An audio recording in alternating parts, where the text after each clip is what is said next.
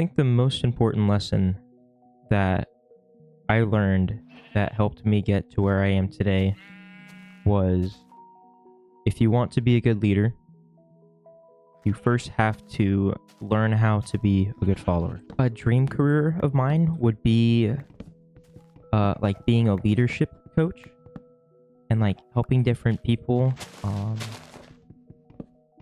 succeed and learn how to grow into the type of leader they want to be and just help motivate people and encourage them. That sounds really awesome, and I'm pretty fortunate that I kind of get to do that at my job.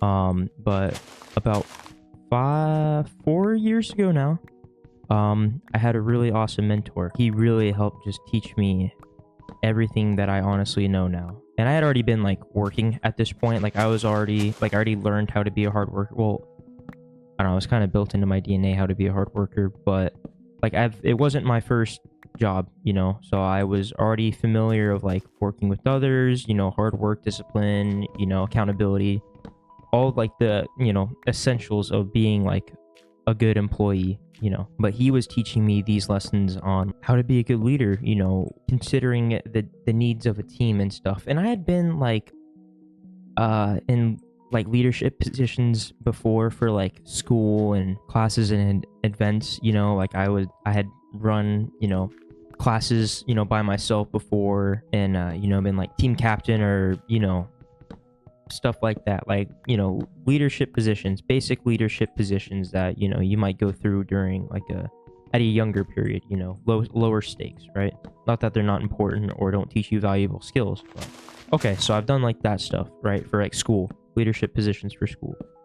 And this was like my first time eventually I would be in like a leadership position for like a job that led to me like being a manager or something like that, And when I heard like this sentence, if you want to be a good leader, you first have to learn how to be a good follower. And that just has like, I think about that every day when I'm out there, teaching others, inspiring others, not to do what I do, but like it just works. Like if I had to have something written on my tombstone, I'd probably pick something like that. Like it just resonates with me so much. So then, okay, dude, like what the heck does that even mean?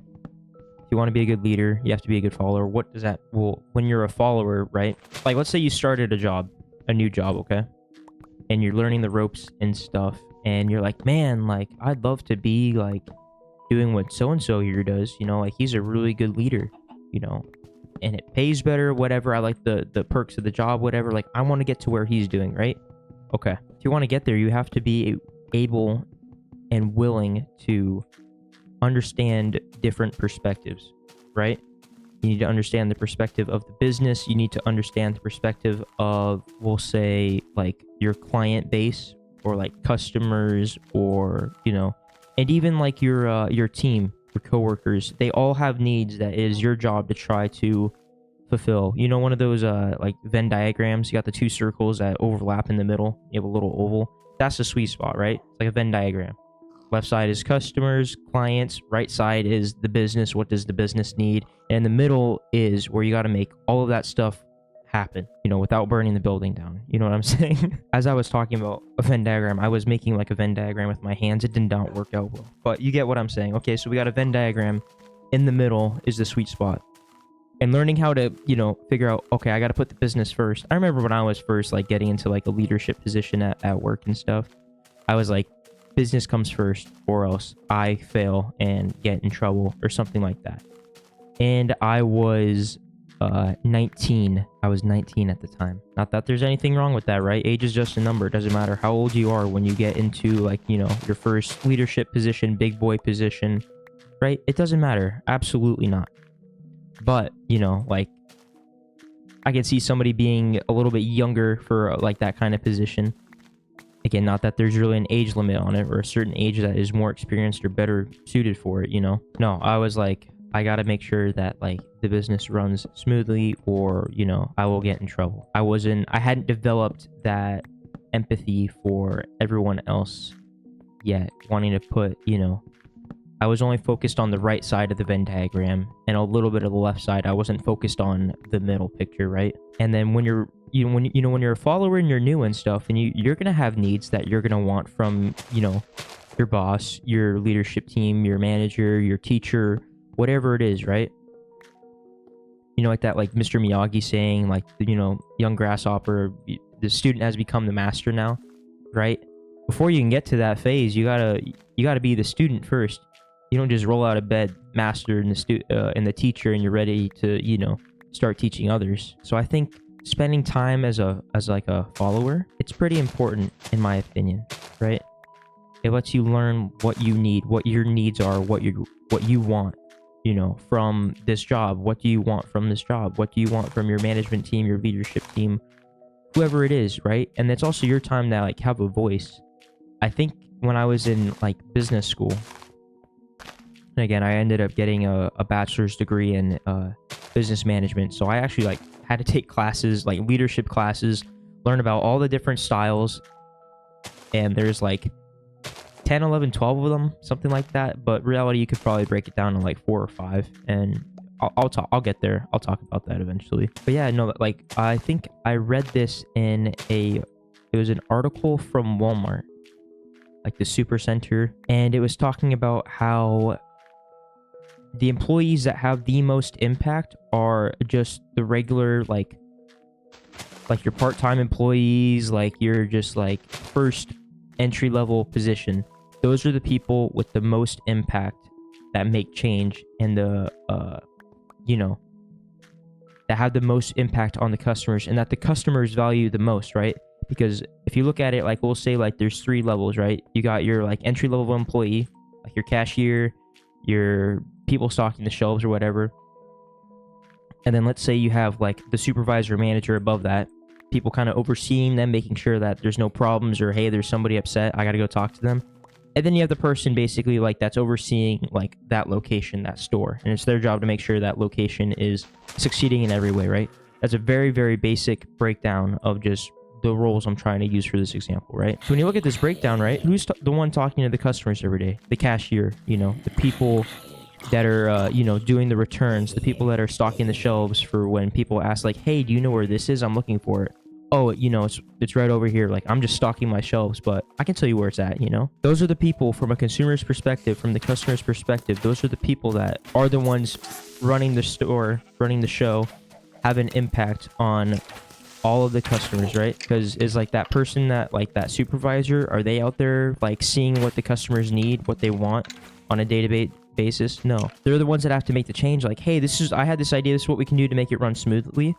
But they're not the ones seeing it. Like, they're not out on the battlefield, learning every day what the customer wants. What do they want? So that's what I mean about how being a follower first, you're going to learn the needs of yourself, what you want your needs to be, and then like the needs of like your clients. And then the rest, you're starting to fill out that Venn diagram now. And also when you're in that follower position, right? Maybe like that entry level, like I said, you're gonna learn like accountability, which is something that can be learned before you get your first job or something like that, right? I'm not saying you're learning this for the first time, but I'm learning the accountability based on what your job needs, what the people you're working for need from you. That is what I mean by the accountability, which is important. I think before you can even think about jumping into like the leadership role at a company, or maybe like even running your own company, you got to first like understand like what is expected of me to help the ship run smooth, right? Honestly, when I'm working, I don't know if it sounds silly or not, I kind of like to think of everything as like you're on like a cruise ship, like a pirate ship, and there's like all the crew, and like you got the captain steering and kind of just overseeing everything, and like, oh, he's the captain, he's the one steering the ship. No, dude, like the crew is the one doing all the moving parts, right? Keeping the ship afloat, everything stocked up. Like, you ever play Sea of Thieves? I love that game. Maybe I should play it sometime on here. But like they're the ones like keeping the ship stocked, keeping the ship, floating, and repairs and all that important stuff. They're the ones up at night on the night watch, They're the ones guarding the ship, right? But my point is like learning the accountability based on what you need, what the ship needs, what is expected from you, What does your job need? What does your boss need from you? And then while you're spending time in like that follower role, we'll say, right, you're going to be learning all about like everybody else, you know, like at the end of the day, being a leader is about caring about other people. And if you can't do that, then you're not ready to be in that position, right? And it's about serving others. So you're going to spend that time like being that follower, learning how to be a good follower, taking care of business, right? And then you're going to start to develop just like that instinctual feeling of like, man, like I wish I could do this for so-and-so right now. Or, oh, you know, it'd be cool if we started doing this, right? It's getting the ball rolling, right? It's getting that thought process in your head. And it takes time, and it's all about practice, right? And, you know, as you kind of, it kind of happens naturally. Not that if you're meant to be a good leader, right? Because it's practice. It can be learned. It's a skill that can be taught. So you have all these different leadership styles. Like I said, I kind of learned about in school, which was really interesting, but a major letdown. Like, I love learning about being a leader and influencing others and inspiring people and just talking about how to be a good leader. I had somebody talking to me about how they were about to get a promotion, and I didn't work with this girl. We'll call her May. I didn't work with May. She worked at a different spot in town, another location in town, one of our like sister locations. But I was talking to her, and she's like, I'm about to get this promotion, but I'm nervous. Do you have any tips?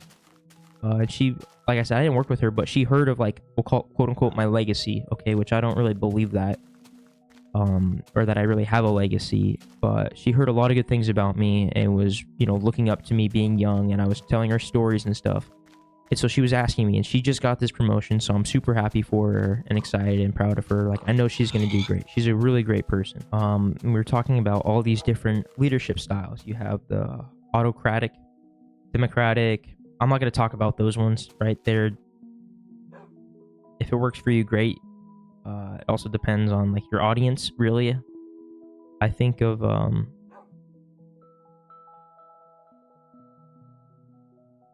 being a leader, just definitely somebody that is able to go with the flow, and it's not a one size fits all like problem, you know? It's not a one size fits all solution to being a leader. So my preferred style is servant, first and foremost. Leading by example, putting my team first, putting my clients first, putting the business first above myself to an extent, right? My last video, I talked about this, how it's important to say no, right? I also I think a good leader uses a bunch of different styles and is able to mush that all into their one. So I have like the Shirozen leadership style, where I combine a bunch of different leadership styles into my own. There's transformational, which is really big. I'm really big on. As I got older and realizing what I wanted from my leaders, I wanted a leader that cared about me and, you know, really just poured a bunch of love into me when I needed it the most and made me feel like I was valued. So, you know, transformational leadership style is like motivating like your team. And it's also like, you know, there's also situational, where you're just able to adapt to every situation. I don't have a one size fits all leadership style. And if I'm on, you know, working a job that is very demanding and varies day by day, I'm going to need to be, you know, flexible and adaptable, and just able to ride the wave, roll with the punches. You know, that's what my last job was. It was just so unpredictable every day, and my boss at my last job was the best boss I have ever worked for and probably ever will work for. He checked all the boxes that I'm talking about right now, right? And he was very charismatic.